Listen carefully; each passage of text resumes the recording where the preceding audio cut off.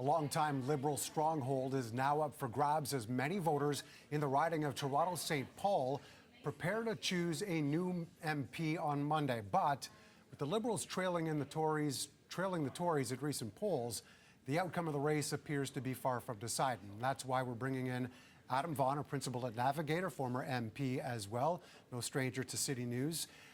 First and foremost, let's talk about what this means for the Liberal government and for Prime Minister Justin Trudeau. He has the most to lose in this election. The Prime Minister's reputation would be hit hard if the Liberals drop this seat.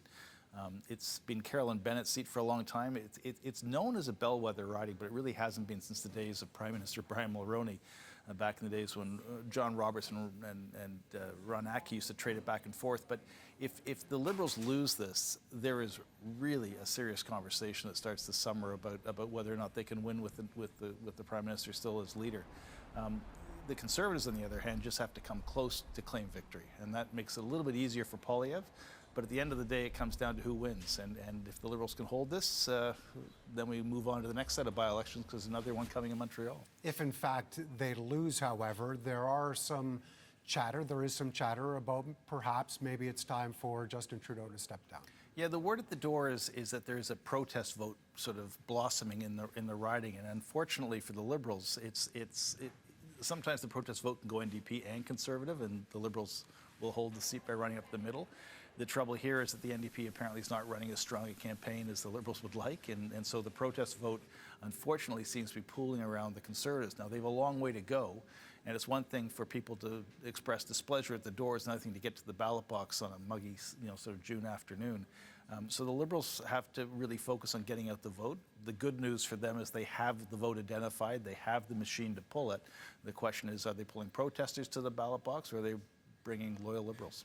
Those protesters, however, have to be satisfied with the alternative. Do you think Pierre Poilievre has that ability? I think he missed an opportunity here to put a named candidate in the shop window. You know, by-elections, I ran a by-election 10 years ago and took a seat from the NDP, who at that point were number 2 and rising in the polls, and we were supposed to be a third-place party and stay that way. I came with credentials from City Hall. Stewart, the candidate for the Conservatives, has no credentials in the riding. You know, he may have lived there for a while, but he hasn't really participated politically in the riding. And the Conservatives have been a non-factor in this riding for the better part of 3 decades. So while he's riding a protest wave, the question is, can he get it to the polls? And by-elections are tricky that way. And if you don't know where the votes are, you might be getting the response at the door, but have you knocked on enough doors? My guess is probably not.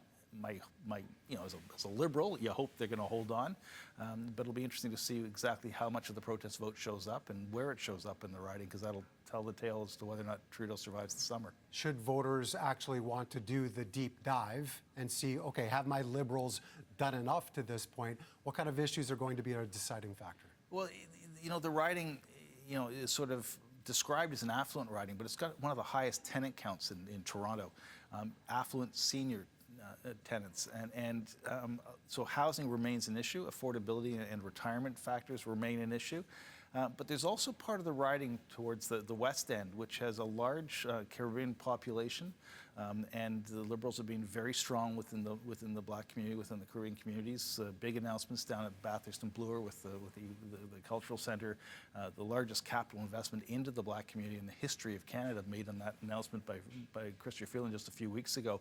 So there are constituencies that they have relationships with that they can still rely on.